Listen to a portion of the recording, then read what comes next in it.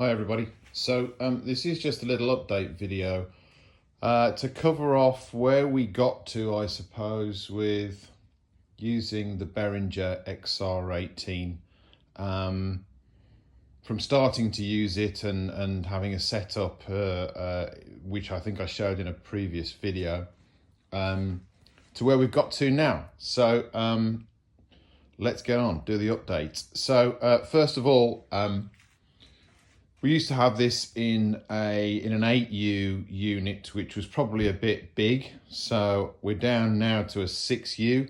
Tried to get it all into a 6U shallow, or was it a 4U shallow? I can't remember. Anyway, a shallow unit, and it was just too tight to fit. But the 6U unit is a bit lighter. It's certainly a bit easier for one person to handle. Rather than the 8U unit, which was just a little bit bulky. So let's get into it and see where we're up to.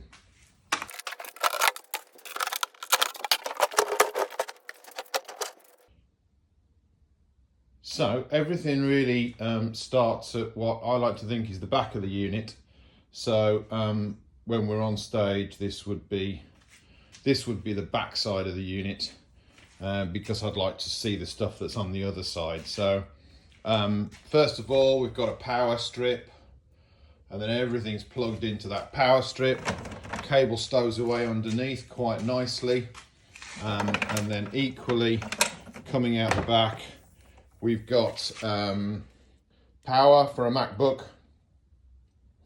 and also a connector, a Cat5 connector for the MacBook. That's an adapter for the MacBook. So that means we are hardwired to the XR18.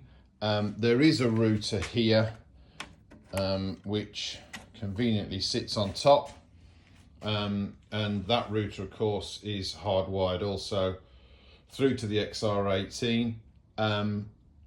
But it's just because I have the laptop sat on top of this unit, a couple of little grippy pads here, stop the laptop sliding off.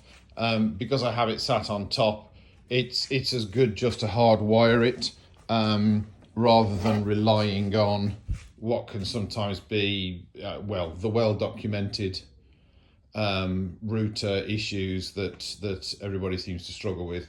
But not going down that rabbit hole particularly.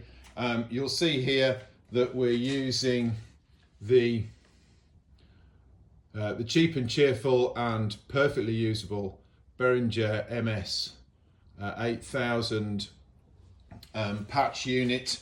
The top row is everything going in, and that's where we cover 2 inputs for the guitar, because the guitar's in stereo,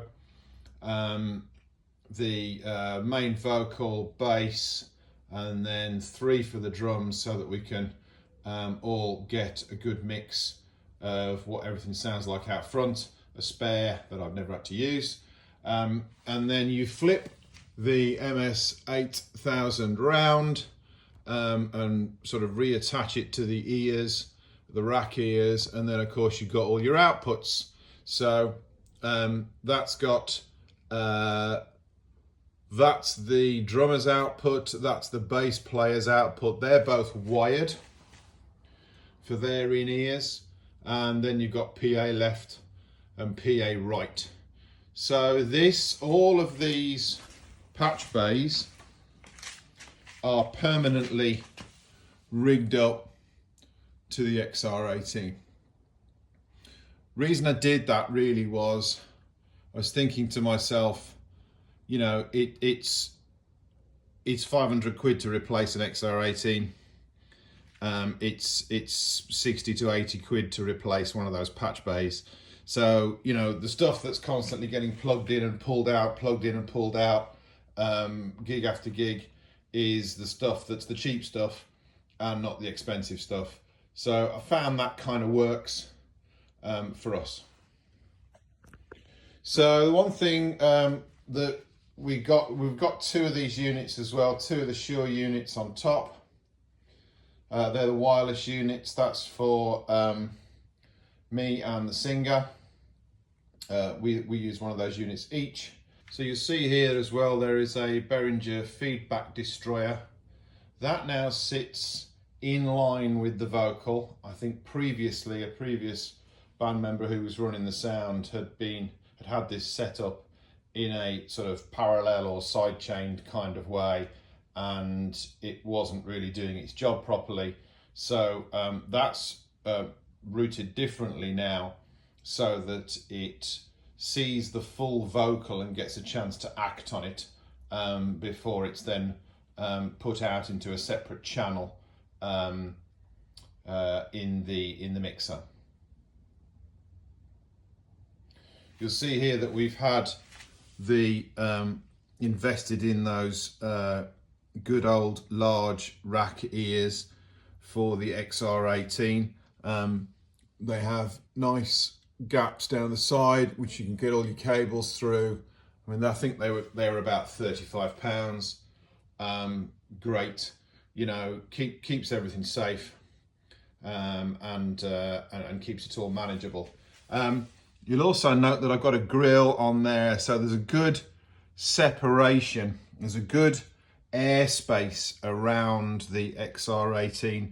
I think it's been documented that these units get hot, and they do get hot.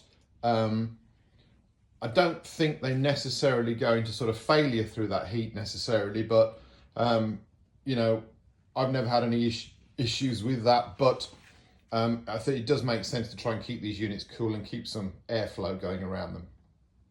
So that's basically it. That's the slimmed down unit. Nice and simple. MacBook sits on the top, and off we go.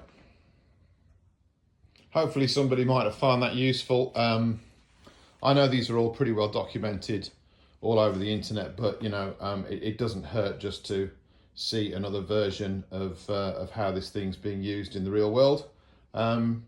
Cheers for that. Talk to you soon.